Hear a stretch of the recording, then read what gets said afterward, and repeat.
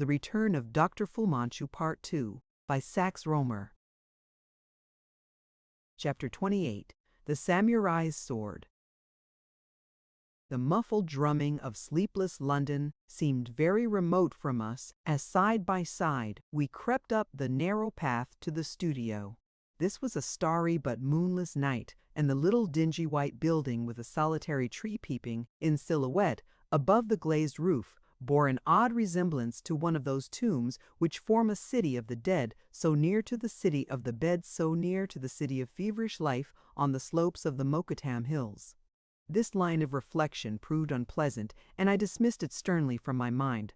The shriek of a train whistle reached me, a sound which breaks the stillness of the most silent London night, telling of the ceaseless febrile life of the great world capital whose activity ceases not with the coming of darkness.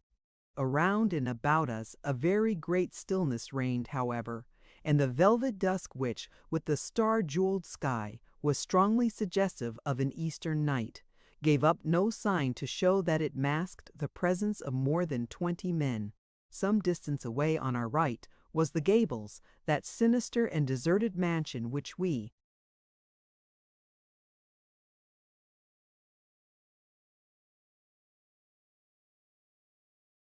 assumed, and with good reason, to be nothing less than the gateway to the subterranean abode of Dr. Fu-Manchu.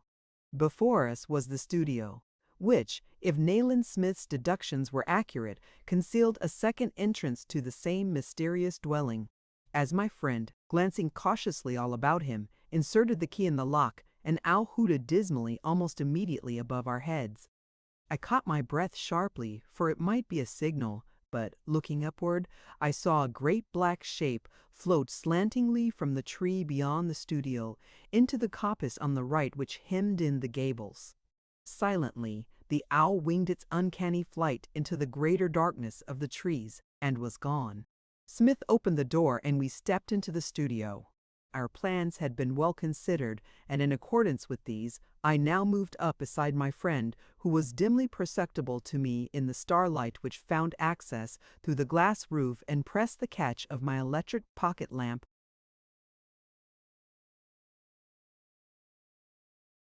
I suppose that by virtue of my self-imposed duty as chronicler of the deeds of Dr. Fu-Manchu, the greatest and most evil genius whom the later centuries have produced, the man who dreamt of an universal yellow empire, I should have acquired a certain facility in describing bizarre happenings.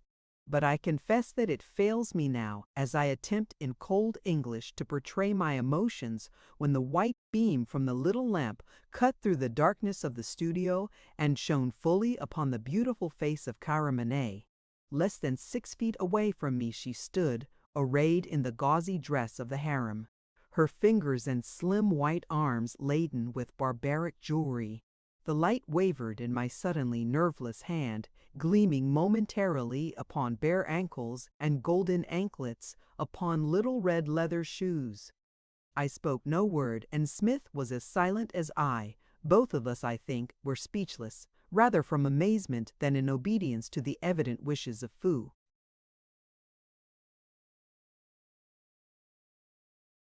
Manchu's slave girl. Yet I have only to close my eyes at this moment to see her as she stood, one finger raised to her lips, enjoining us to silence. She looked ghastly pale in the light of the lamp, but so lovely that my rebellious heart threatened already to make a fool of me. So we stood in that untidy studio, with canvases and easels heaped against the wall and with all sorts of litter about us, a trio strangely met, and one to have amused the high gods, watching through the windows of the stars. "Go back," came in a whisper from Karamane. I saw the red lips moving, and read a dreadful horror in the widely opened eyes, in those eyes like pools of mystery to taunt the thirsty soul. The world of realities was slipping past me. I seemed to be losing my hold on things actual. I had built up an eastern palace about myself in Karamane, wherein, the world shut out, I might pass the hours in reading the mystery of those dark eyes. Nayland Smith.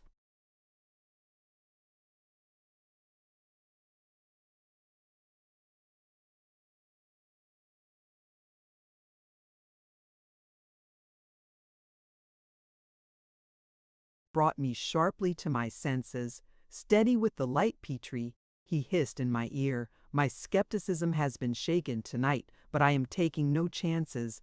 He moved from my side and forward toward that lovely, unreal figure which stood immediately before the model's throne and its background of plush curtains. Karamani started forward to meet him, suppressing a little cry, whose real anguish could not have been simulated. "Go back! Go back!" she whispered urgently, and thrust out her hands against Smith's breast. "For God's sake, go back! I have risked my life to come here tonight." "He knows, and is ready." The words were spoken with passionate intensity, and Nayland Smith hesitated. To my nostrils was wafted that faint, delightful perfume which, since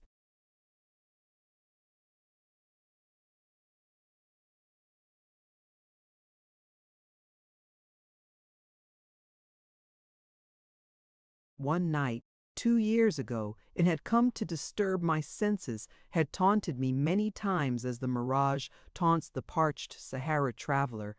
I took a step forward. "Don't move," snapped Smith. Karamane clutched frenziedly at the lapels of his coat. "Listen to me," she said beseechingly, and stamped one little foot upon the floor. "Listen to me. You are a clever man, but you know nothing of a woman's heart, nothing if seeing me, hearing me, knowing, as you do know, I risk you can doubt that I speak the truth.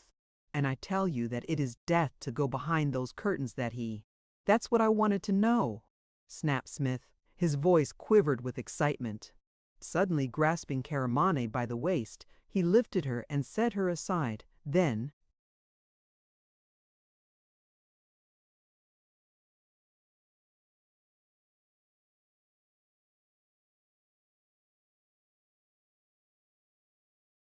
in 3 bounds, he was on to the model's throne and had torn the plush curtains bodily from their fastenings. How it occurred, I cannot hope to make dear, for here my recollections merge into a chaos. I know that Smith seemed to topple forward amid the purple billows of velvet, and his muffled cry came to me. "Petrie! My God, Petrie!" The pale face of Karamane looked up into mine, and her hands were clutching me. But the glamour of her personality had lost its hold, for I knew, heavens, how poignantly it struck home to me that Nayland Smith was gone to his death. What I hoped to achieve, I know not, but hurling the trembling girl aside, I snatched the Browning pistol from my coat pocket, and with the ray of the lamp directed upon the purple mound of velvet, I leaped forward.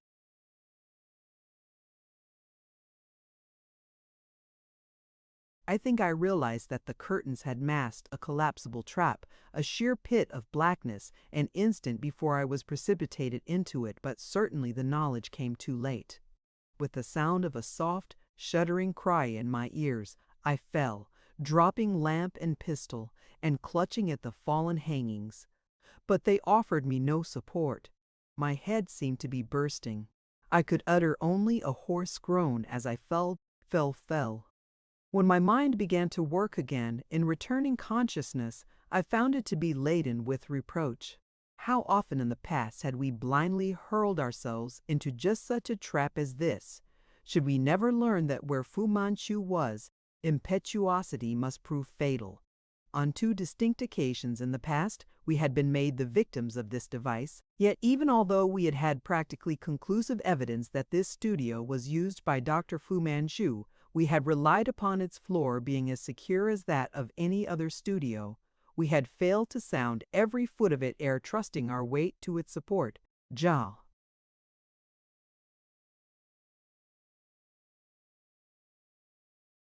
There is such a divine simplicity in the English mind that one may lay one's plans with mathematical precision and rely upon the Nayland Smiths and Dr. Petries to play their allotted parts. Excepting 2 faithful followers, my friends are long since departed. But here, in these vaults, which time has overlooked and which are as secret and as serviceable today as they were 200 years ago, I wait patiently, with my trap set, like the spider for the fly. To the sound of that taunting voice, I opened my eyes. As I did so, I strove to spring upright, only to realize that I was tied fast to a heavy ebony chair inlaid with ivory and attached by means of 2 iron brackets to the floor.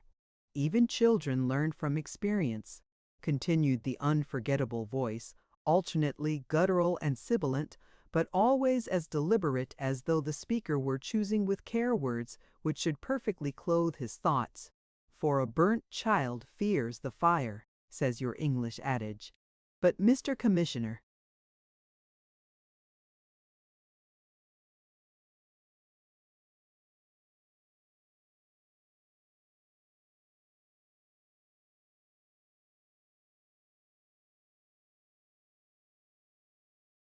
Nayland Smith, who enjoys the confidence of the India Office and who is empowered to control the movements of the Criminal Investigation Department, learns nothing from experience. He is less than a child, since he has twice rashly precipitated himself into a chamber charged with an anesthetic prepared, by a process of my own, from the lycoperdon or common puff-ball. I became fully master of my senses, and I became fully alive to a stupendous fact. At last it was ended. We were utterly in the power of Dr. Fu-Manchu. Our race was run. I sat in a low vaulted room. The roof was of ancient brickwork, but the walls were draped with exquisite Chinese fabric, having a green ground whereon was a design representing a grotesque procession of white peacocks. A green carpet covered the floor, and the whole of the furniture was of the same material as the chair to which I was strapped, viz., ebony inlaid with ivory. This furniture was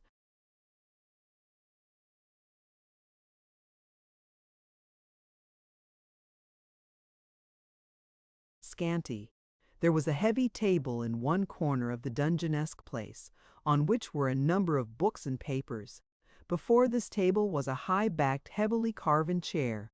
A smaller table stood upon the right of the only visible opening.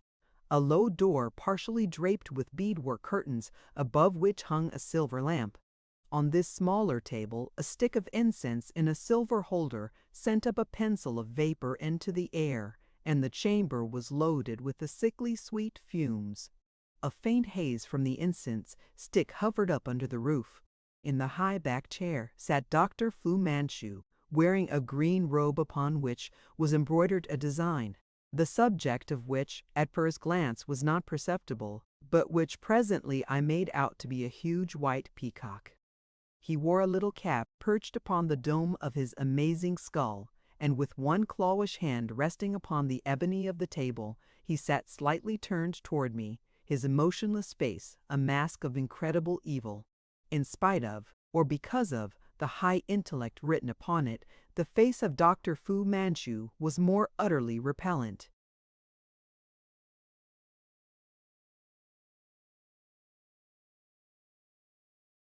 than any I have ever known, and the green eyes green as those of a cat in the darkness, which sometimes burned like witch lamps, and sometimes were horribly filmed like nothing human or imaginable, might have mirrored not a soul, but an emanation of hell, incarnate in this gaunt, high-shouldered body.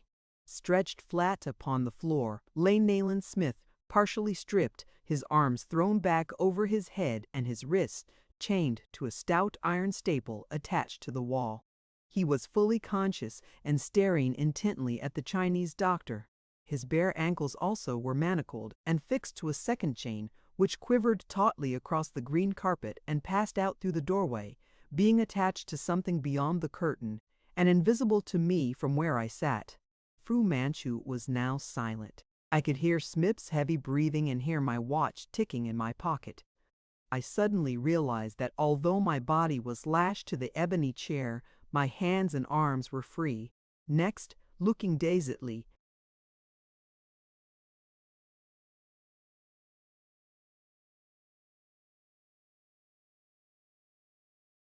about me, my attention was drawn to a heavy sword which stood hilt upward against the wall within reach of my hand. It was a magnificent piece of Japanese workmanship, a long curved damascened blade having a double-handed hilt of steel inlaid with gold and resembling fine cuffed work. A host of possibilities swept through my mind. Then I perceived that the sword was attached to the wall by a thin steel chain some 5 feet in length. "Even if you had the dexterity of a Mexican knife-thrower," came the guttural voice of Fu-Manchu, "you would be unable to reach me, dear Dr. Petrie." The Chinaman had read my thoughts. Smith turned his eyes upon me momentarily, only to look away again in the direction of Fu-Manchu. My friend's face was slightly pale beneath the tan, and his jaw muscles stood out with unusual prominence. By this fact alone did he reveal his knowledge that he lay at the mercy of this enemy of the white race, of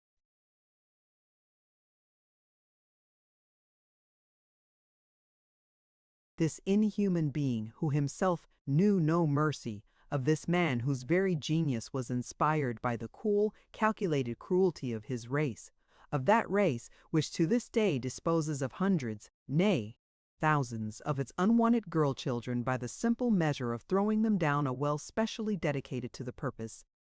"The weapon near your hand," continued the Chinaman imperturbably, "is a product of the civilization of our near neighbors, the Japanese, a race to whose courage I prostrate myself in meekness. It is the sword of the samurai, Dr. Petrie. It is of very great age, and was, until an unfortunate misunderstanding with myself led to the extinction of the family, a treasured possession of a noble Japanese house.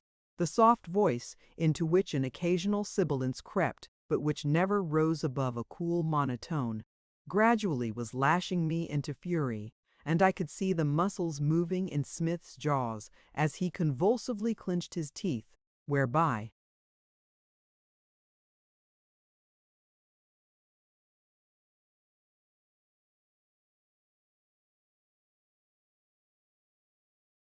knew that, impotent, he burned with a rage at least as great as mine.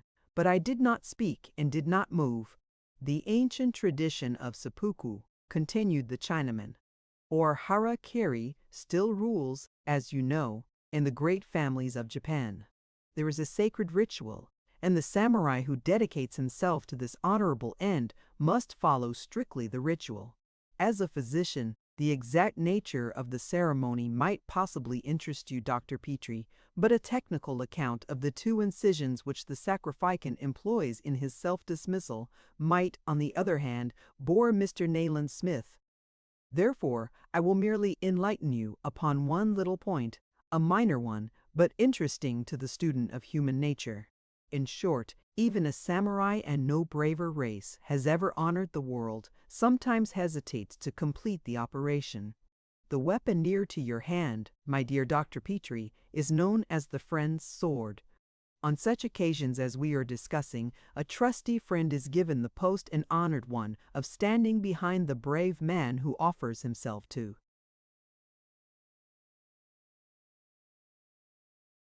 his gods, and should the latter's courage momentarily fail him, the friend with the trusty blade to which now I especially direct your attention diverts the hierophant's mind from his digression and rectifies his temporary breach of etiquette by severing the cervical vertebrae of the spinal column with the friendly blade which you can reach quite easily, Dr. Petrie, if you care to extend your hand.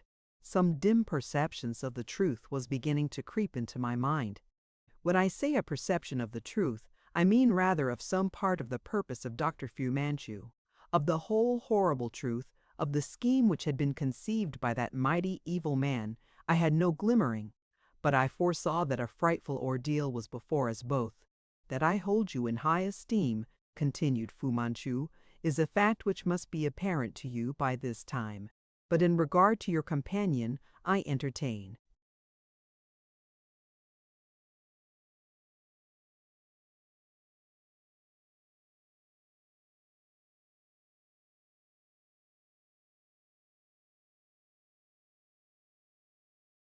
very different sentiments, always underlying the deliberate calm of the speaker, sometimes showing itself in an unusually deep guttural, sometimes in an unusually serpentine sibilance, lurked the frenzy of hatred which in the past had revealed itself occasionally in wild outbursts.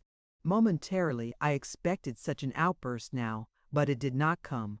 "One quality possessed by Mr. Nayland Smith," resumed the Chinaman, "I admire. I refer to his courage." I would wish that so courageous a man should seek his own end, should voluntarily efface himself from the path of that world movement, which he is powerless to check. In short, I would have him show himself a samurai. Always his friend, you shall remain so to the end, Dr. Petrie. I have arranged for this."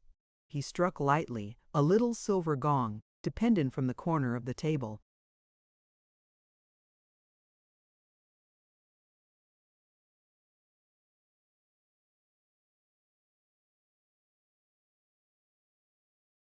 Whereupon, from the curtained doorway, there entered a short, thickly built Burman whom I recognized for a dacoit. He wore a shoddy blue suit which had been made for a much larger man, but these things claimed little of my attention, which automatically was directed to the load beneath which the Burman labored. Upon his back he carried a sort of wire box rather less than 6 feet long, some 2 feet high, and about 2 feet wide. In short, it was a stout framework covered with fine wire netting on the top sides and ends, but being open at the bottom. It seemed to be made in 5 sections, or to contain 4 sliding partitions which could be raised or lowered at will. These were of wood, and in the bottom of each was cut a little arch. The arches in the 4 partitions varied in size, so that whereas the first was not more than 5 inches high, the 4th opened almost to the wire roof of the box or cage, and a 5th, which was but little higher than the first, was cut in the actual end of the contrivance.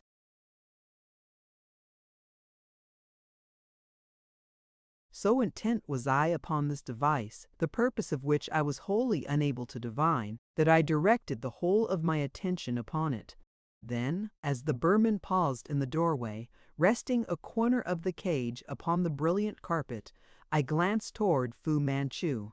He was watching Nayland Smith and revealing his irregular yellow teeth, the teeth of an opium smoker, in the awful, mirthless smile which I knew.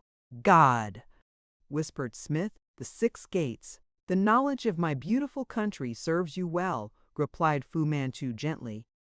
Instantly I looked to my friend, and every drop of blood seemed to recede from my heart, leaving it cold in my breast. If I did not know the purpose of the cage, obviously Smith knew it all too well. His pallor had grown more marked, and although his gray eye stared defiantly at the Chinaman, I, who knew him, could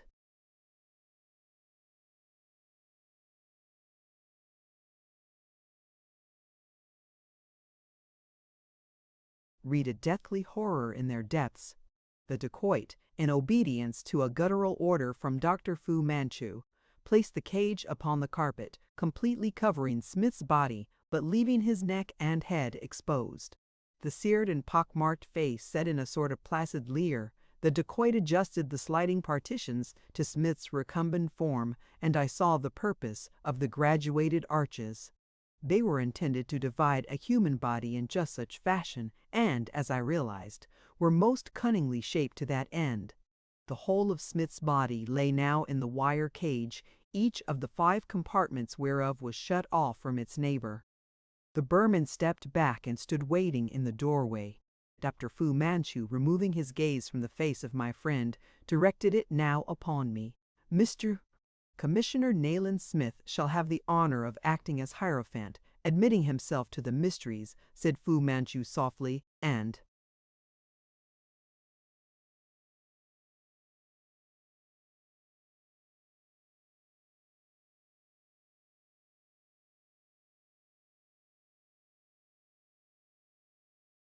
you, Dr. Petrie, shall be the friend." Chapter 29. The 6 Gates. He glanced toward the Burman, who retired immediately, to re-enter a moment later carrying a curious leather sack in shape not unlike that of a Saka or Arab water carrier. Opening a little trap in the top of the first compartment of the cage, that is, the compartment which covered Smith's bare feet and ankles, he inserted the neck of the sack, then suddenly seized it by the bottom and shook it vigorously. Before my horrified gaze, 4 huge rats came tumbling out from the bag into the cage. The dacoit snatched away the sack and snapped the shutter fast. A moving mist obscured my sight. A mist through which I saw the green eyes of Dr. Fu-Manchu fixed upon me, and through which, as from a great distance, his voice, sunk to a snake-like hiss, came to my ears. Cantonese rats, Dr. Petrie, the most ravenous in the world. They have eaten nothing for nearly a week. Then all became blurred as though a painter with a brush steeped in red had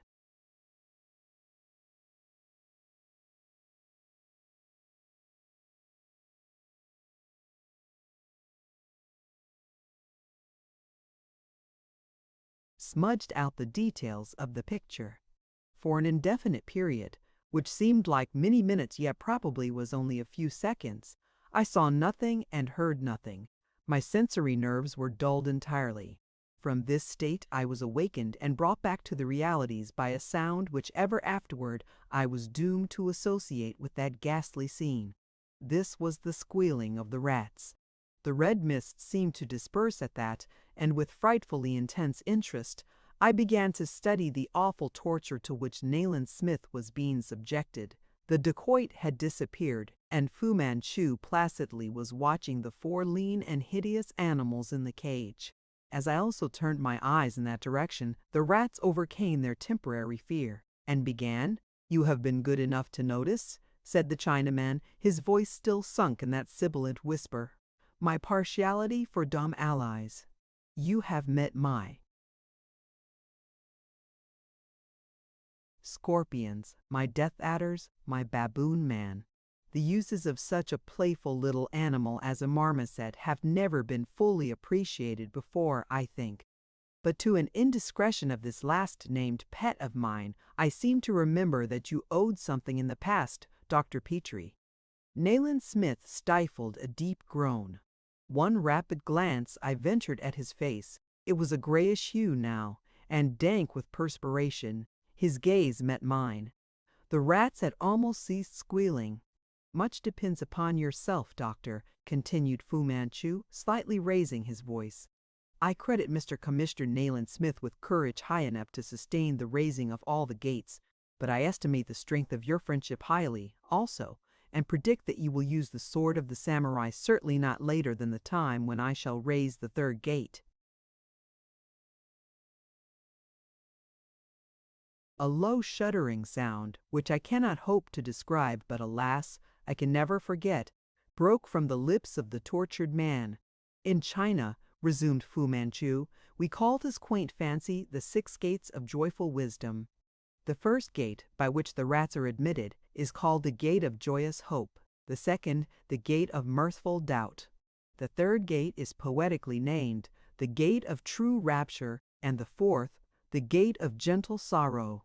I once was honored in the friendship of an exalted mandarin who sustained the course of joyful wisdom to the raising of the 5th gate, called the gate of sweet desires, and the admission of the 20th rat. I esteem him almost equally with my ancestors. The 6th, or gate celestial, whereby a man enters into the joy of complete understanding, I have dispensed with, here substituting a Japanese fancy of an antiquity nearly as great and honorable. The introduction of this element of speculation I count a happy thought, and accordingly take pride to myself.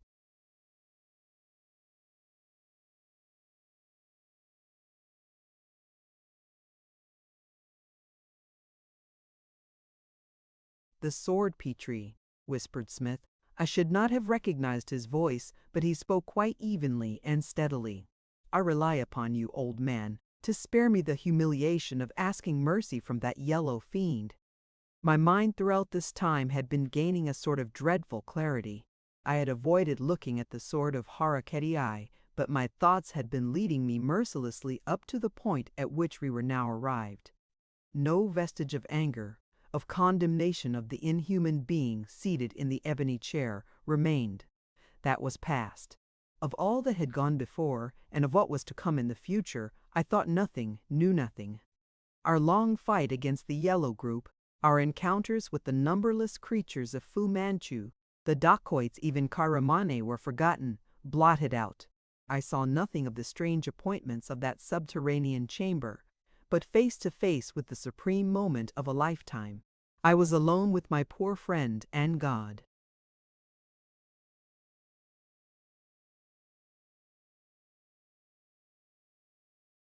The rats began squealing again. They were fighting. "Quick, Petrie! Quick, man! I am weakening!"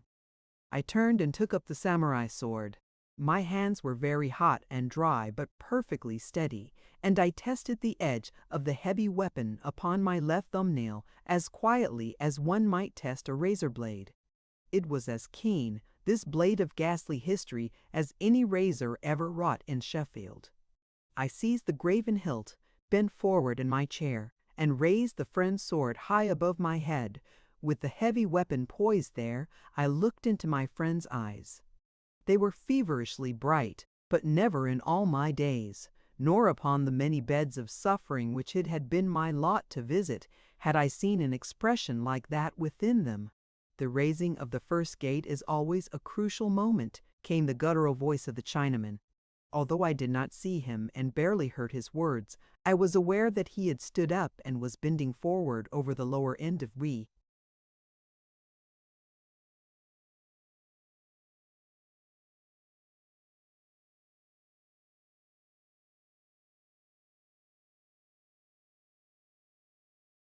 The cage. "Now, Petrie, now. God bless you.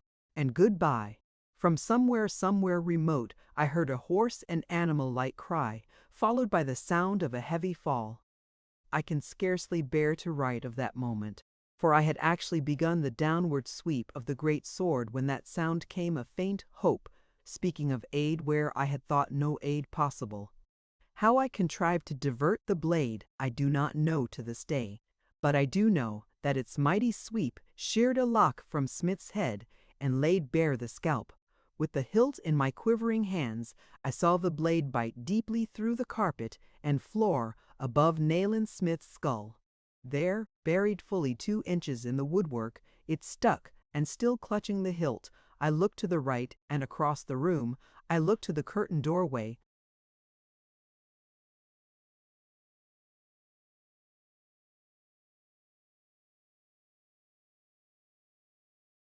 Fu-Manchu, with one long, claw-like hand upon the top of the first gate, was bending over the trap, but his brilliant green eyes were turned in the same direction as my own upon the curtained doorway.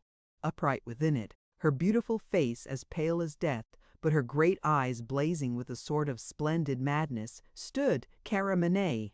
She looked, not at the tortured man, not at me, but fully at Dr. Fu-Manchu. One hand clutched the trembling draperies. Now she suddenly raised the other, so that the jewels on her white arm glittered in the light of the lamp above the door. She held my Browning pistol. Fu-Manchu sprang upright, inhaling sibilantly, as Karamine pointed the pistol point blank at his high skull and fired.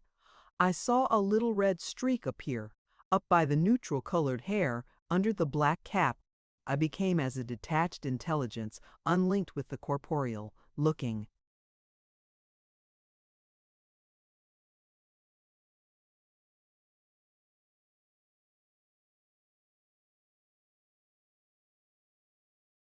Down upon a thing which for some reason I had never thought to witness. Fu-Manchu threw up both arms so that the sleeves of the green robe fell back to the elbows. He clutched at his head, and the black cap fell behind him. He began to utter short, guttural cries. He swayed backward to the right, to the left, then lurched forward, right across the cage. There he lay, writhing for a moment, his baneful eyes turned up, revealing the whites. And the great gray rats, released, began leaping about the room. 2 shot like gray streaks past the slim figure in the doorway. 1 darted behind the chair to which I was lashed, and the 4th ran all around against the wall. Fu-Manchu, prostrate across the overturned cage, lay still, his massive head sagging downward. I experienced a mental repetition of my adventure. In the earlier evening I was dropping into some bottomless pit. Warm arms were about my neck, and burning kisses upon my lips.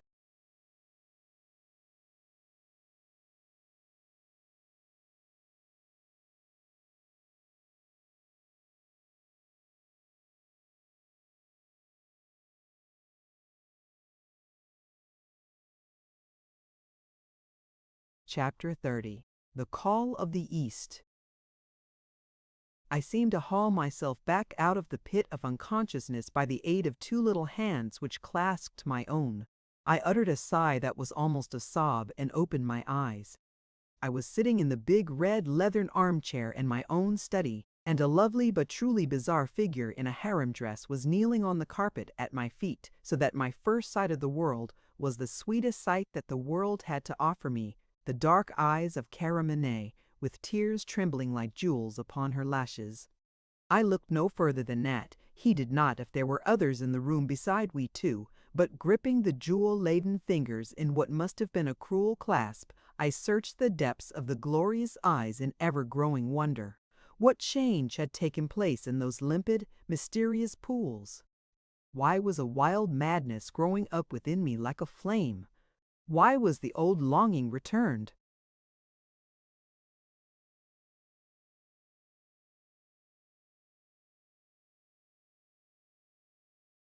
10,000-fold, to snatch that pliant, exquisite shape to my breast?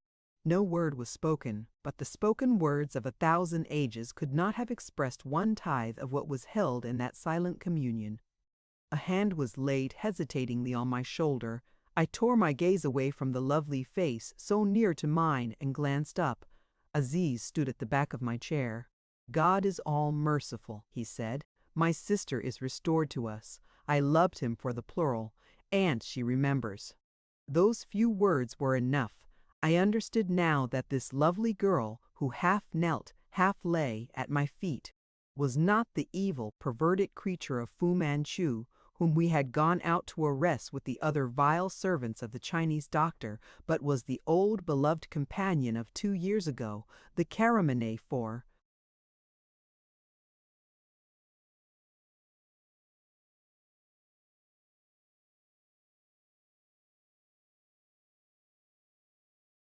whom I had sought long and wearily in Egypt, who had been swallowed up and lost to me in that land of mystery.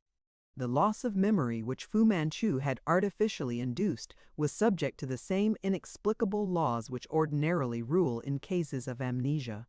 The shock of her brave action that night had begun to effect a cure. The sight of Aziz had completed it. Inspector Weymouth was standing by the writing table. My mind cleared rapidly now, and standing up, but without releasing the girl's hands, so that I drew her up beside me, I said, "Weymouth, where is?" "He's waiting to see you, doctor," replied the inspector.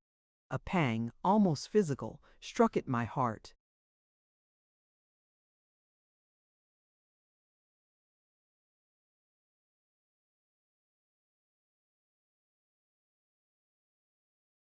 "Poor dear old Smith," I cried with a break in my voice. Dr. Gray, a neighboring practitioner, appeared in the doorway at the moment that I spoke the words. "It's all right, Petrie," he said reassuringly. "I think we took it in time. I have thoroughly cauterized the wounds, and granted that no complication sets in, he'll be on his feet again in a week or two. I suppose I was in a condition closely bordering upon the hysterical. At any rate, my behavior was extraordinary. I raised both my hands above my head. Thank God! I cried at the top of my voice. Thank God! Thank God! Thank Him indeed! Responded the musical voice of Aziz. He spoke with all the passionate devoutness of the true Muslim.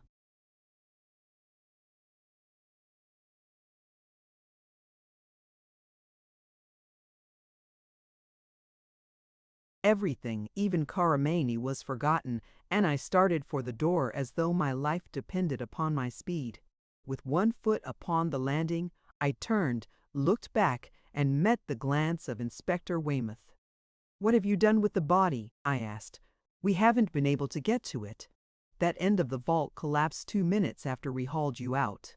As I write, now, of those strange days, already they seem remote and unreal, but where other and more dreadful memories already are grown misty, the memory of that evening in my rooms remains clear-cut and intimate.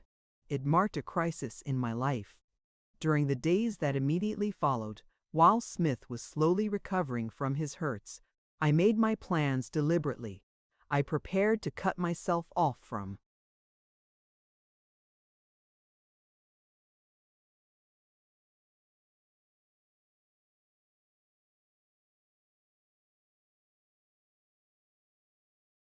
Old associations prepare to exile myself gladly, how gladly I cannot hope to express in mere cold words. That my friend approved of my projects I cannot truthfully state, but his disapproval at least was not openly expressed. To Caramane, I said nothing of my plans, but her complete reliance in my powers to protect her, now, from all harm, was at once pathetic and exquisite. Since, always, I have sought in these chronicles to confine myself to the facts directly relating to the malignant activity of Dr. Fu-Manchu, I shall abstain from burdening you with details of my private affairs. As an instrument of the Chinese doctor, it has sometimes been my duty to write of the beautiful Eastern girl. I cannot suppose that my readers have any further curiosity respecting her from the moment that fate freed her from that awful servitude. Therefore, when I shall have dealt with the episodes which marked our voyage to Egypt, I had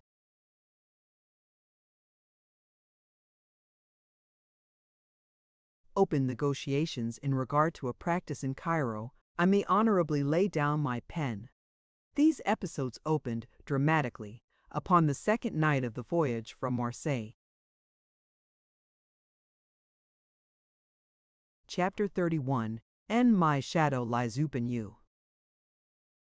I suppose I did not awake very readily. Following the nervous vigilance of the past 6 months, my tired nerves, in the enjoyment of this relaxation, were rapidly recuperating. I no longer feared to awake to find a knife at my throat, no longer dreaded the darkness as a foe, so that the voice may have been calling indeed, had been calling for some time, and of this I had been hazily conscious before finally I awoke. Then, ere the new sense of security came to reassure me, the old sense of impending harm set my heart leaping nervously. There is always a certain physical panic attendant upon such awakening in the still of night, especially in novel surroundings. Now, I sat up abruptly, clutching at the rail of my berth and listening. There was a soft thudding on my cabin door, and a voice, low and urgent, was crying my name. Through the open porthole the moonlight streamed into my room, and save for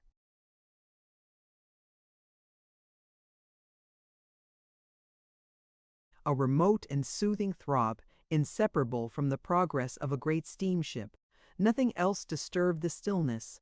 I might have floated lonely upon the bosom of the Mediterranean, but there was the drumming on the door again, and the urgent appeal, "Dr. Petrie, Dr. Petrie."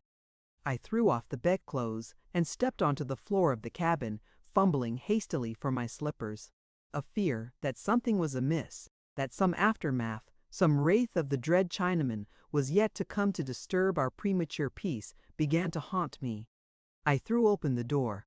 Upon the gleaming deck, blackly outlined against a wondrous sky, stood a man who wore a blue greatcoat over his pajamas, and whose unstockinged feet were thrust into red slippers. It was Platz, the Marconi operator.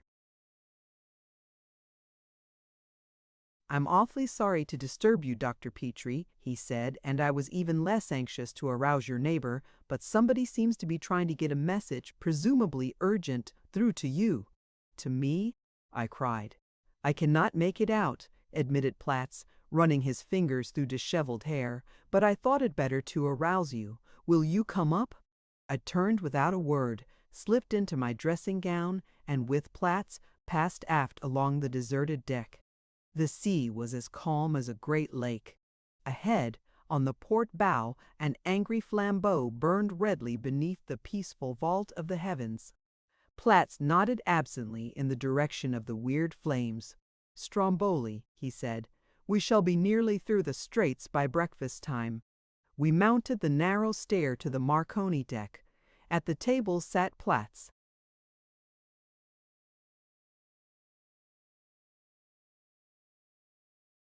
Assistant with the Marconi attachment upon his head, an apparatus which always set me thinking of the electric chair. "Have you got it?" demanded my companion as we entered the room. "It's still coming through," replied the other without moving, but in the same jerky fashion. "Every time I get it, it seems to have gone back to the beginning, just Dr. Petrie. Dr. Petrie."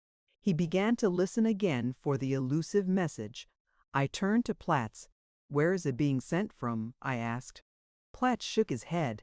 "That's the mystery," he declared. "Look." And he pointed to the table. "According to the Marconi chart, there's a messagerie boat due west between us.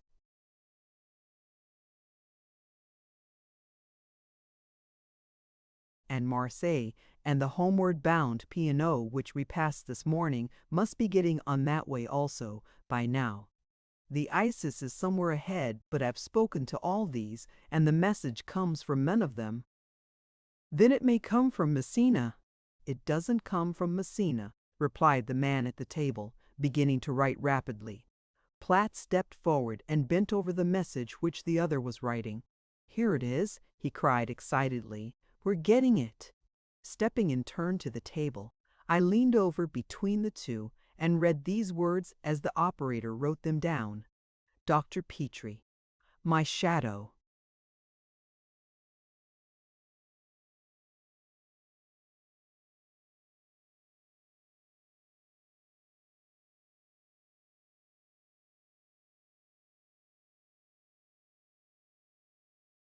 I drew a quick breath and gripped Platz's shoulder harshly.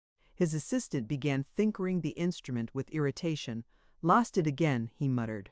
"This message?" I began, but again the pencil was traveling over the paper. "Lies upon you all. End of message." The operator stood up and unclasped the receivers from his ears. There, high above the sleeping ship's company, with the carpet of the blue Mediterranean stretched indefinitely about us, we three stood looking at one another. By virtue of a miracle of modern science, someone, divided from me by mile upon mile of boundless ocean, had spoken and had been heard. "Is there no means of learning," I said, "from whence this message emanated?"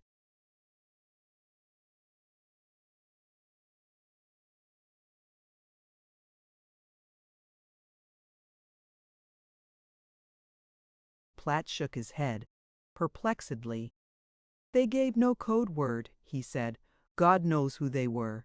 It's a strange business and a strange message." "Have you any sort of idea, Dr. Petrie, respecting the identity of the sender?" I stared him hard in the face. An idea had mechanically entered my mind, but one of which I did not choose to speak, since it was opposed to human possibility. But had I not seen with my own eyes the bloody streak across his forehead as the shot fired by Caramanet entered his high skull? Had I not known, so certainly as it is given to man to know, that the giant intellect was no more, the mighty will impotent, I should have replied, "The messages from Dr. Fu-Manchu." My reflections were rudely terminated, and my sinister thoughts given new stimulus by a loud though muffled cry which reached me from somewhere in the ship below. Both my companions started as violently as I, whereby I knew that the mystery of the wireless message had not been without its effect upon their minds also. But whereas they paused in doubt, I leaped from the room and almost threw myself down the ladder. It was Caramana who had uttered that cry of fear and horror. Although I could perceive no connection betwixt the strange message and the cry in the night, intuitively I linked them. Intuitively I knew that my fears had been well grounded, that the shadow of Fu-Manchu still lay upon us. Caramanet occupied a large stateroom aft on the main deck, so that I had to descend from the upper deck on which my own room was situated to the promenade deck, again to the main deck, and thence proceed nearly the whole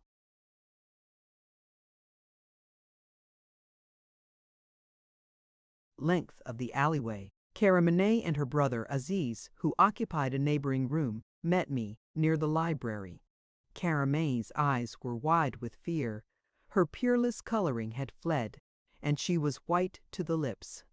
Aziz, who wore a dressing gown thrown hastily over his night attire, had his arm protectively about the girl's shoulders. "The mummy," she whispered tremulously, "the mummy." There came a sound of opening doors, and several passengers whom Caramanet's cries had alarmed appeared in various stages of undress. A stewardess came running from the far end of the alleyway, and I found time to wonder at my own speed. For, starting from the distant Marconi deck, yet I had been the first to arrive upon the scene. Stacy, The ship's doctor was quartered at no great distance from the spot, and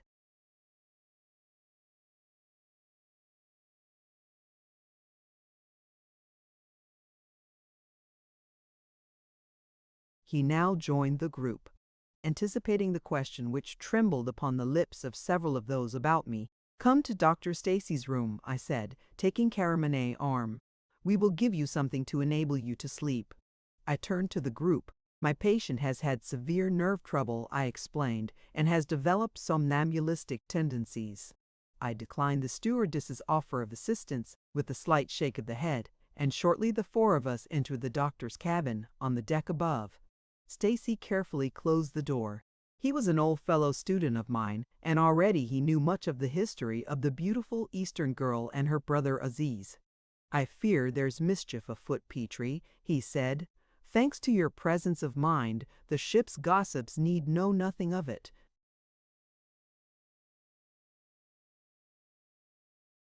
I glanced at Carmani, who, since the moment of my arrival, had never once removed her gaze from me. She remained in that state of passive fear in which I had found her, the lovely face pallid, and she stared at me fixedly in a childish, expressionless way which made me fear that the shock to which she had been subjected, whatever its nature, had caused a relapse into that strange condition of forgetfulness from which a previous shock had aroused her. I could see that Stacy shared my view, for "something has frightened you," he said gently, seating himself on the arm of Caramanet's chair and patting her hand as if to reassure her. "Tell us all about it." For the first time since our meeting that night, the girl turned her eyes from me and glanced up at Stacy, a sudden warm blush stealing over her face and throat, and as quickly departing to leave her even more pale than before. She grasped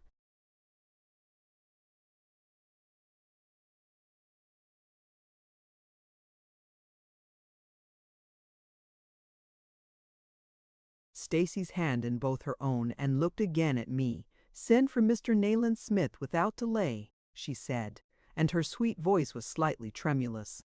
"He must be put on his guard." I started up. "Why?" I said. "For God's sake, tell us what has happened." Aziz, who evidently was as anxious as myself for information, and who now knelt at his sister's feet, looking at her with that strange love, which was almost adoration in his eyes, glanced back at me and nodded his head rapidly. "Something."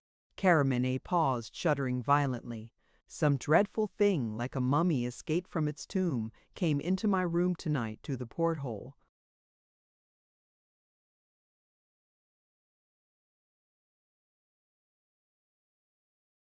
"Through the porthole?" echoed Stacy amazedly. "Yes, yes, through the porthole. A creature tall and very, very thin. He wore wrappings, yellow wrappings swathed about his head, so that only his eyes, his evil gleaming eyes, were visible. From waist to knees he was covered, also, but his body, his feet, and his legs were bare." "Was he—" I began. "He was a brown man, yes." Caramani, divining my question, nodded, and the shimmering cloud of her wonderful hair, hastily confined, burst free and rippled about her shoulders. "A gaunt, fleshless brown man, who bent and writhed bony fingers so." "A thug!" I cried. The mummy thing would have strangled me if I had slept. For he crouched over the berth, seeking." I clenched my teeth convulsively. "But I was sitting up with the light on," interrupted Stacy in surprise. "No," added Caramanet. "The light was out." She turned her eyes toward me as the wonderful blush overspread her face once more. "I was sitting thinking." It all happened within a few seconds, and quite silently. As the mummy crouched over the berth, I unlocked the door and leaped out into the passage. I think I screamed. I did not mean to. "Oh, Dr. Stacy, there is not a moment to spare. Mr. Nayland Smith must be warned immediately. Some horrible servant of Dr. Fu-Manchu is on the ship."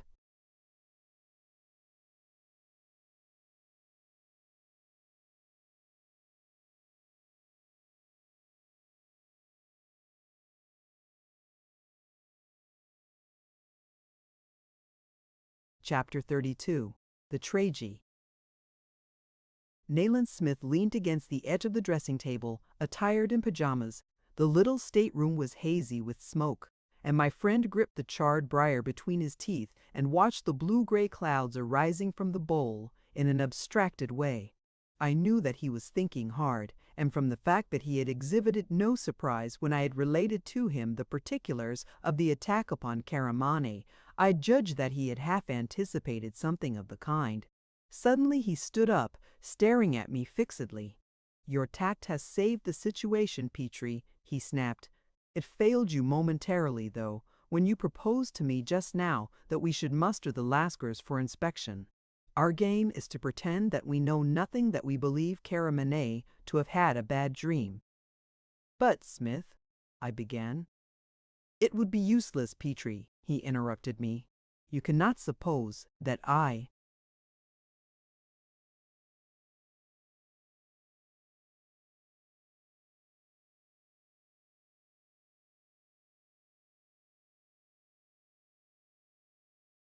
overlooked the possibility of some creature of the doctor's being among the Lascars.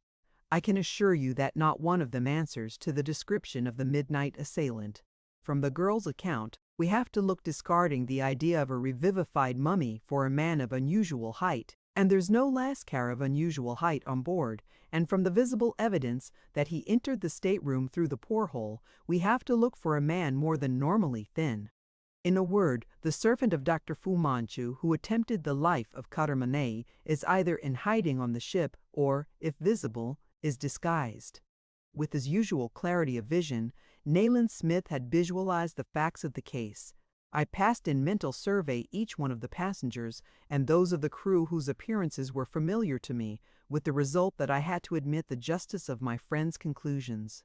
Smith began to pace the narrow strip of carpet between the dressing table and the door. Suddenly he began again. "From our knowledge of Fu-Manchu and of the group surrounding him, and don't forget,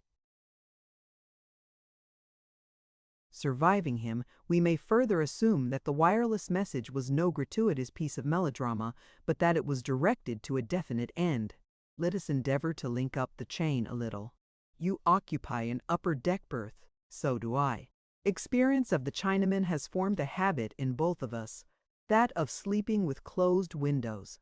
Your port was fastened, and so was my own. Caramane is quartered on the main deck, and her brother's stateroom opens into the same alleyway. Since the ship is in the Straits of Messina and the glass set fair, the stewards have not closed the portholes nightly at present. We know that that of Caramane's stateroom was open. Therefore, in any attempt upon our quartet, Caramane would automatically be selected for the victim, since failing you or myself, she may be regarded as being the most obnoxious to Dr. Fu-Manchu." I nodded comprehendingly. Smith's capacity for throwing the white light of reason into the darkest places often amazed me.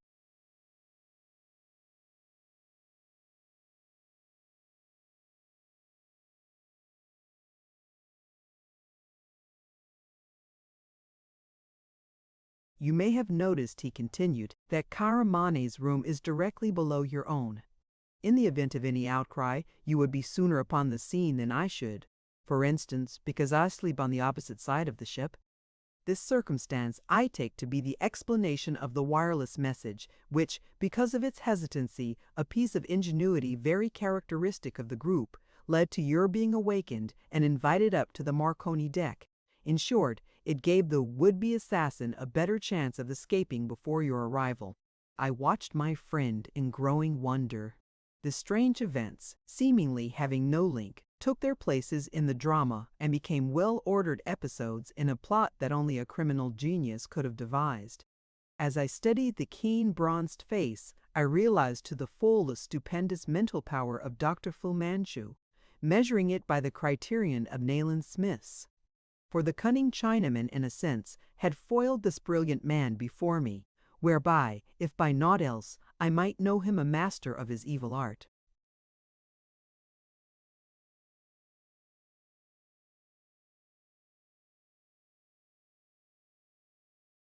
"I regard the episode," continued Smith, "as a posthumous attempt of the doctor's. A legacy of hate which may prove more disastrous than any attempt made upon us by Fu-Manchu in life. Some fiendish member of the murder group is on board the ship. We must, as always, meet guile with guile. There must be no appeal to the captain. No public examination of passengers and crew. One attempt has failed. I do not doubt that others will be made.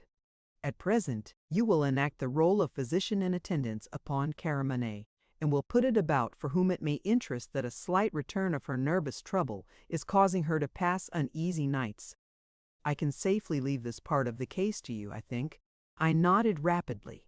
I haven't troubled to make inquiries, added Smith, but I think it probable that the regulation respecting closed ports will come into operation immediately we have passed the straits, or at any rate immediately there is any likelihood of bad weather. I mean that no alteration should be made in our habits. A second attempt along similar lines is to be apprehended tonight. After that we may begin to look out for a new danger. I pray we may avoid it, I said fervently. As I entered the saloon for breakfast in the morning, I was subjected to solicitous inquiries from Mrs. Pryor, the gossip of the ship. Her room adjoined Caramane's, and she had been one of the passengers aroused by the girl's cries in the night. Strictly adhering to my role, I explained that my patient was threatened with a second nervous breakdown and was subject to vivid and disturbing dreams. One or two other inquiries I met in the same way.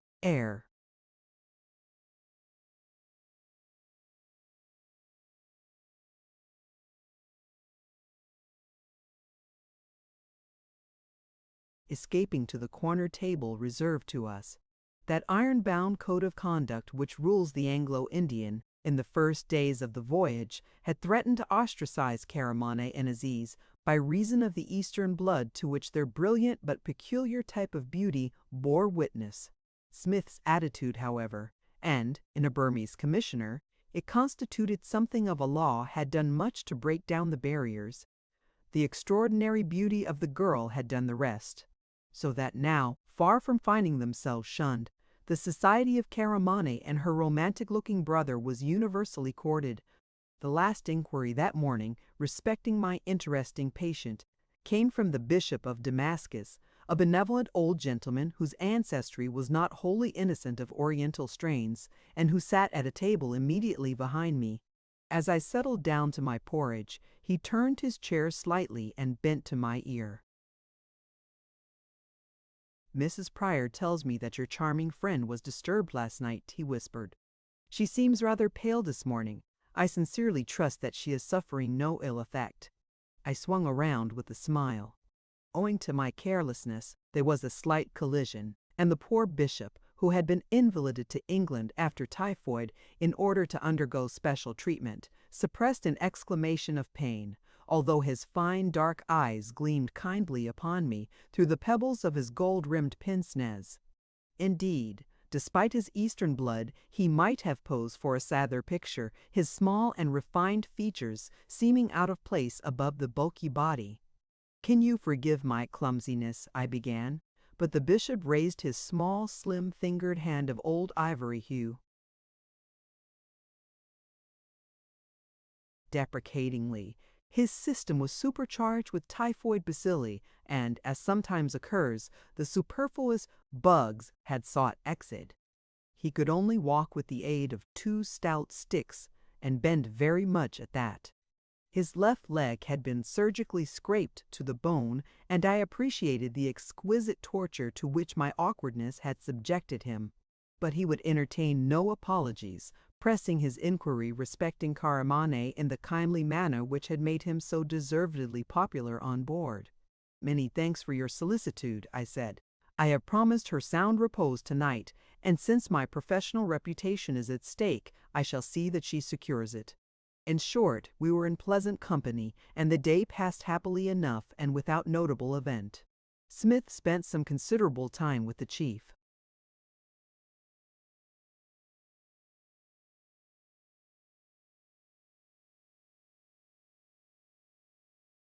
Officer, wandering about unfrequented parts of the ship. I learned later that he had explored the Lascar's quarters, the forecastle, the engine room, and had even descended to the stokehold, but this was done so unostentatiously that it occasioned no comment. With the approach of evening, in place of that physical contentment which usually heralds the dinner hour at sea, I experienced a fit of the seemingly causeless apprehension which too often in the past had harbingered the coming of grim events, which I had learnt to associate with the nearing presence of one of Fu-Manchu's death agents. In view of the facts, as I afterwards knew them to be, I cannot account for this, yet in an unexpected manner my forebodings were realized. That night I was destined to meet a sorrow surpassing any which my troubled life had known. Even now I experience great difficulty in relating the matters which befell in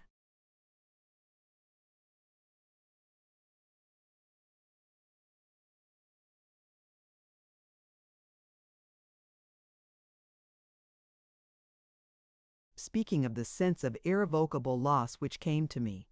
Briefly then, at about 10 minutes before the dining hour, whilst all the passengers, myself included, were below, dressing, a faint cry arose from somewhere aft on the upper deck, a cry which was swiftly taken up by other voices, so that presently a deck steward echoed it immediately outside my own stateroom, "Man overboard! Man overboard!" All my premonitions rallying in that one sickening moment, I sprang out on the deck, half dressed as I was, and leaping past the boat which swung nearly opposite my door, craned over the rail looking astern. For a long time I could detect nothing unusual. The engine-room telegraph was ringing, and the motion of the screws momentarily ceased. Then, in response to further ringing, recommenced, but so as to jar the whole structure of the vessel, whereby I knew that the engines were reversed. Peering intently into the wake of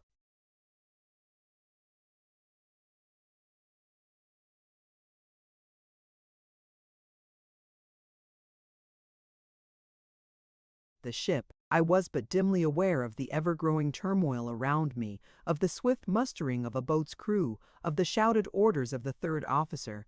Suddenly I saw it, the sight which was to haunt me for succeeding days and nights. Half in the streak of the wake and half out of it, I perceived the sleeve of a white jacket, and, near to it, a soft felt hat.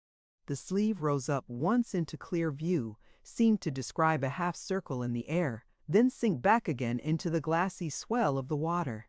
Only the hat remained floating upon the surface.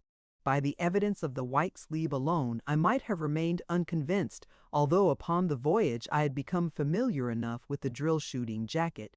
But the presence of the gray felt hat was almost conclusive. The man overboard was Nayland Smith.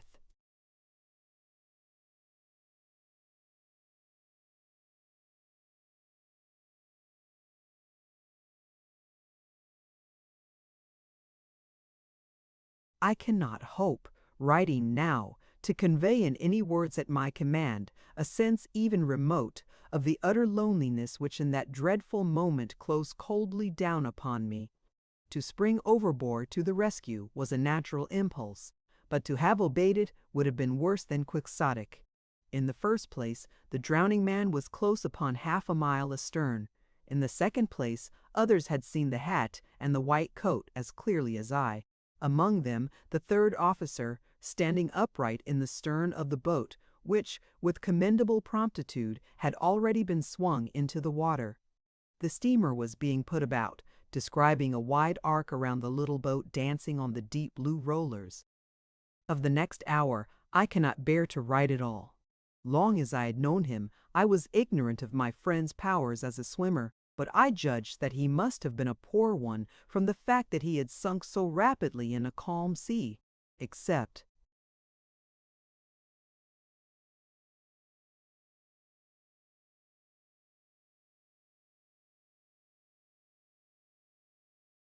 the hat. No trace of Nayland Smith remained when the boat got to the spot. Chapter 33. The Mummy. Dinner was out of the question that night for all of us. Caramane, who had spoken no word, but, grasping my hands, had looked into my eyes, her own glassy, with unshed tears, and then stolen away to her cabin, had not since reappeared. Seated upon my berth, I stared unseeingly before me, upon a changed ship, a changed sea and sky upon another world. The poor old bishop, my neighbor, had glanced in several times as he hobbled by, and his spectacles were unmistakably humid, but even he had vouchsafed no word, realizing that my sorrow was too deep for such consolation. When at last I became capable of connected thought, I found myself faced by a big problem.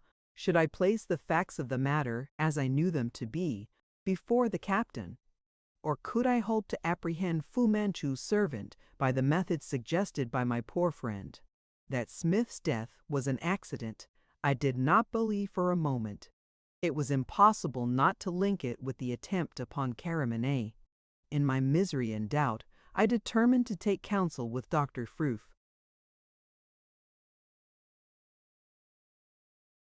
Stacy. I stood up and passed out onto the deck. Those passengers whom I met on my way to his room regarded me in respectful silence. By contrast, Stacy's attitude surprised and even annoyed me. "I'd be prepared to stake all I possess, although it's not much," he said, "that this was not the work of your hidden enemy." He blankly refused to give me his reasons for the statement, and strongly advised me to watch and wait, but to make no communication to the captain. At this hour, I can look back and savor again something of the profound dejection of that time. I could not face the passengers. I even avoided Caramane and Aziz. I shut myself in my cabin and sat staring aimlessly into the growing darkness. The steward knocked once, inquiring if I needed anything, but I dismissed him abruptly. So I passed the evening and the greater part of the night. Those groups of promenaders who passed my door invariably were discussing my poor friend's tragic end, but as the night wore on, the deck grew empty, and I sat amid a silence that in my miserable state I welcomed more than the presence of any friend, saving only the one whom I should never welcome again. Since I had not counted the bells, to this day I have only the vaguest idea respecting the time whereat the next incident occurred which it is my duty to chronicle. Perhaps I was on the verge of falling asleep, seated there as I was. At any rate, I could scarcely believe myself awake when, unheralded by any footsteps to indicate his coming, someone who seemed to be crouching outside my stateroom slightly raised himself and peered into the porthole which I had not troubled to close. He must have been a fairly tall man to have looked in at all, and although his features were indistinguishable in the darkness, his outline, which was clearly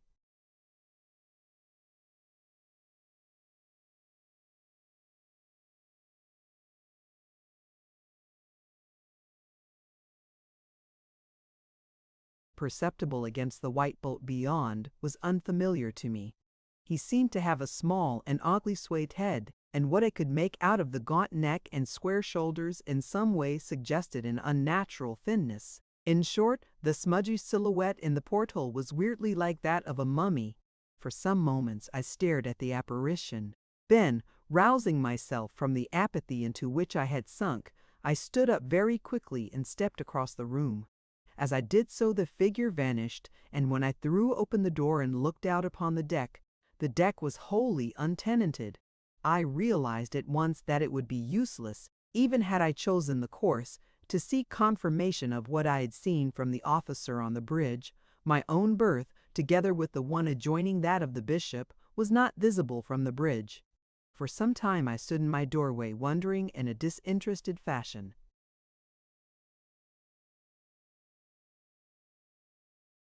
Which now I cannot explain, if the hidden enemy had revealed himself to me, or if disordered imagination had played me a trick. Later, I was destined to know the truth of the matter, but when at last I fell into a troubled sleep, that night, I was still in some doubt upon the point. My state of mind when I awakened on the following day was indescribable. I found it difficult to doubt that Nayland Smith would meet me on the way to the bathroom as usual, with the cracked briar fuming between his teeth. I felt myself almost compelled to pass around to his stateroom in order to convince myself that he was not really there. the catastrophe was still unreal to me, and the world a dream world. Indeed, I retained scarcely any recollections of the traffic of that day or of the days that followed it until we reached Port Said. Two things only made any striking appeal to my dulled intelligence at that time. These were the aloof attitude of Dr. Stacy, who seemed carefully to avoid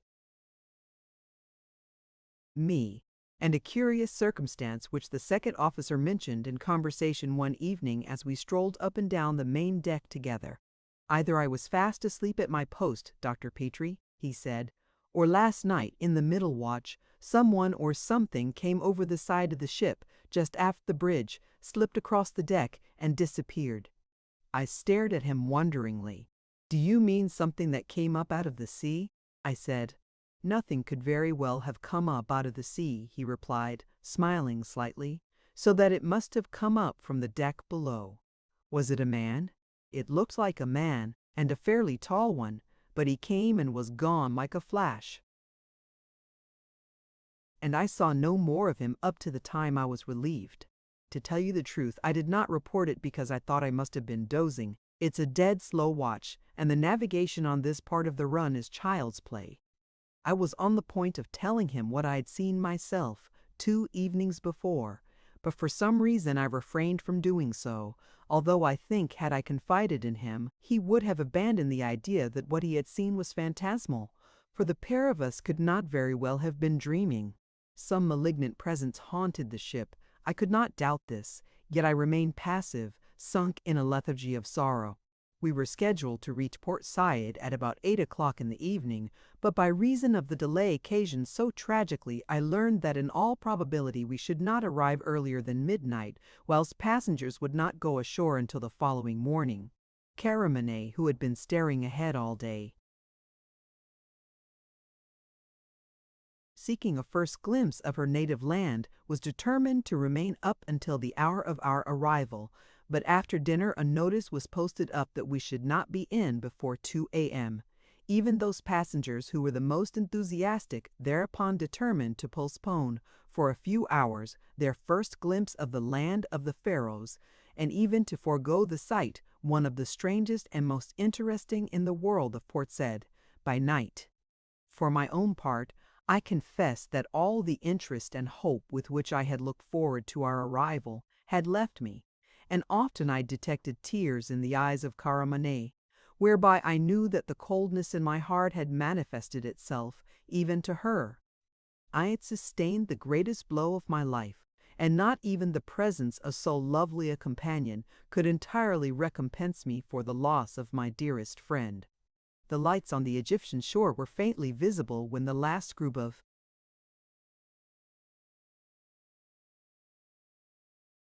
stragglers on deck broke up. I had long since prevailed upon Karamane to retire, and now, utterly sick at heart, I sought my own stateroom, mechanically undressed, and turned in. It may or may not be singular that I had neglected all precautions since the night of the tragedy. I was not even conscious of a desire to visit retribution upon our hidden enemy. In some strange fashion, I took it for granted that there would be no further attempts upon Karamane, Aziz, or myself. I had not troubled to confirm Smith's surmise respecting the closing of the portholes, but I know now for a fact that, whereas they had been closed from the time of our leaving the Straits of Messina, tonight, in sight of the Egyptian coast, the regulation was relaxed again. I cannot say if this is usual, but that it occurred on this ship is a fact to which I can testify, a fact to which my attention was to be drawn dramatically.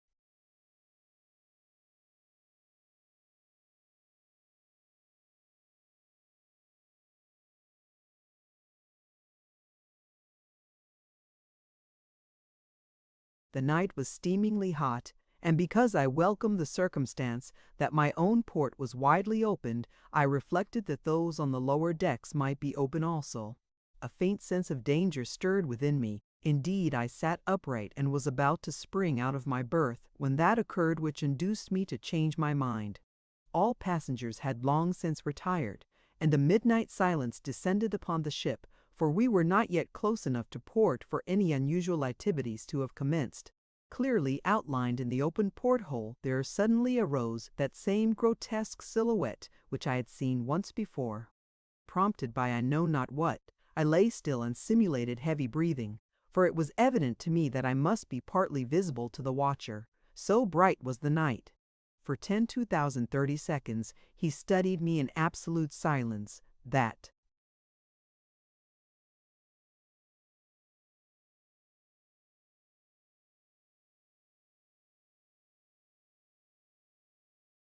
gaunt thing so like a mummy, and with my eyes partly closed, I watched him, breathing heavily all the time.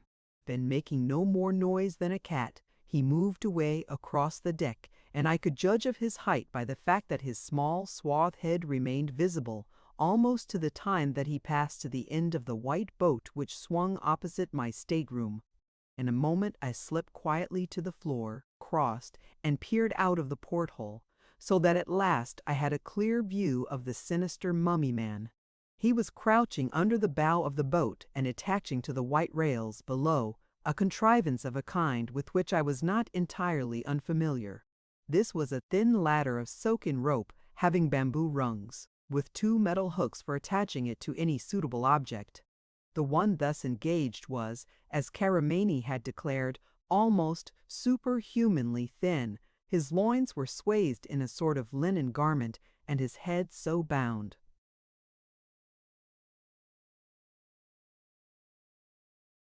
about, turban fashion, that only his gleaming eyes remained visible.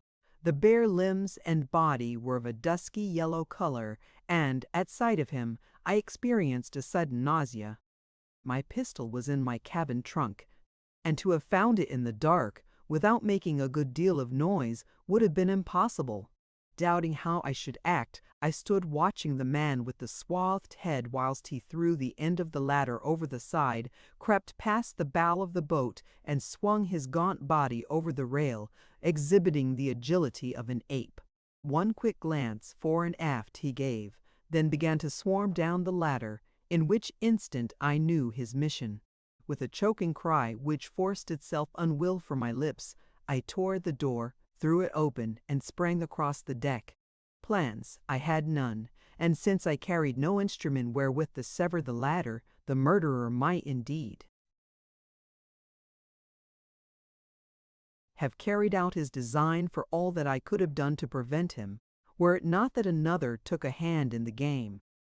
At the moment that the mummy man, his head now on a level with the deck, perceived me, he stopped dead. Coincident with his stopping, the crack of a pistol shot sounded from immediately beyond the boat, uttering the sort of sobbing sound. The creature fell, then clutched, with straining yellow fingers at the rails, and seemingly by dint of a great effort, swarmed along aft some 20 feet, with incredible swiftness and agility, and clambered onto the deck. A second shot cracked sharply, and a voice, God, was I mad, cried, "Hold him, Petrie!" Rigid with fearful astonishment, I stood as out from the boat above me leaped a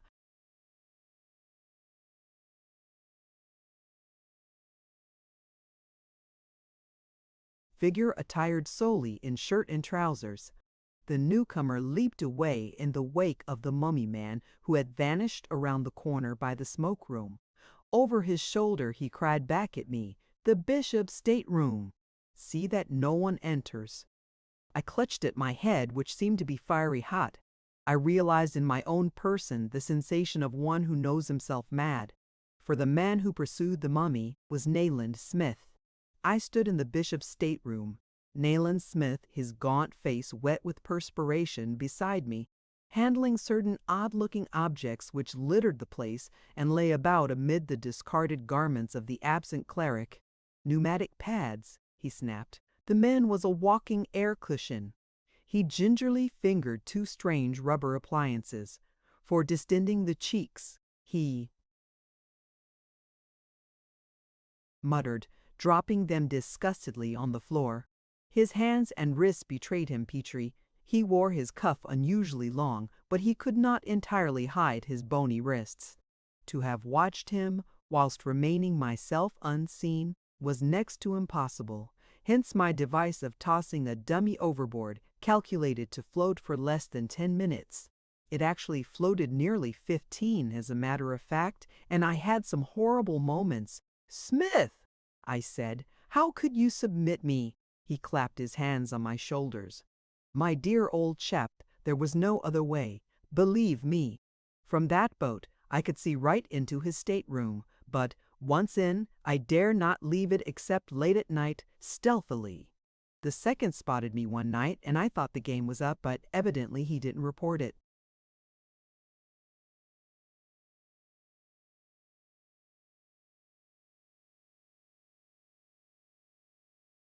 But you might have confided. Impossible. I'll admit I nearly fell to the temptation that first night, for I could see into your room as well as into his. He slapped me boisterously on the back, but his gray eyes were suspiciously moist. "Dear old Petrie, thank God for our friends. But you'd be the first to admit, old man, that you're a dead rotten actor. Your portrayal of grief for the loss of a valued chum would not have convinced a soul on board. Therefore, I made use of Stacy, whose callous attitude was less remarkable. Gad, Petrie, I nearly bagged our man the first night. The elaborate plan Marconi messaged to get you out of the way and so forth had miscarried, and he knew the porthole trick would be useless once we got into the open sea. He took a big chance. He discarded his clerical guise and peeped into your room, you remember? But you were awake, and I made no move when he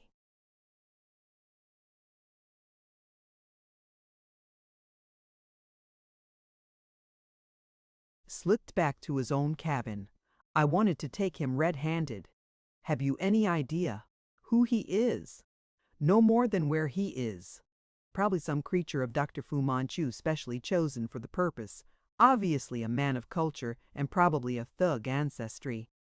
I hit him in the shoulder, but even then he ran like a hare. We've searched the ship without result. He may have gone overboard and chanced the swim to shore. We stepped out onto the deck. Around us was that unforgettable scene, Port Said by night. The ship was barely moving through the glassy water now. Smith took my arm and we walked forward. Above us was the mighty piece of Egypt's sky ablaze with splendor. Around and about us moved the unique turmoil of the clearing house of the Near East. "I would give much to know the real identity of the Bishop of Damascus," muttered Smith. He stopped abruptly, snapping his teeth together and grasping my arm as in a vise. Hard upon his words had followed the rattling clangor as the great anchor was let go. But horribly intermingled with the metallic roar, there came to us such a fearful, inarticulate shrieking as to chill one's heart. The anchor plunged into the water of the harbor. The shrieking ceased. Smith turned to me, and his face was tragic in the light of the arc lamp swung hard by. "We shall never know," he whispered. "God forgive him, he must be in bloody tatters now. Petrie, the poor fool, was hiding in the chain locker." A little hand stole into mine. I turned quickly. Caramine stood beside me. I placed my arm about her shoulders, drawing her close, and I blushed to relate that.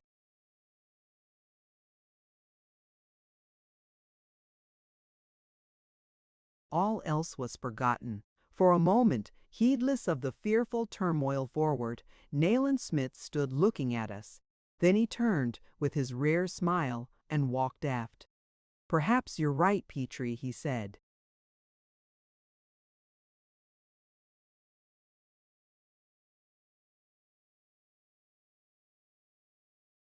The end.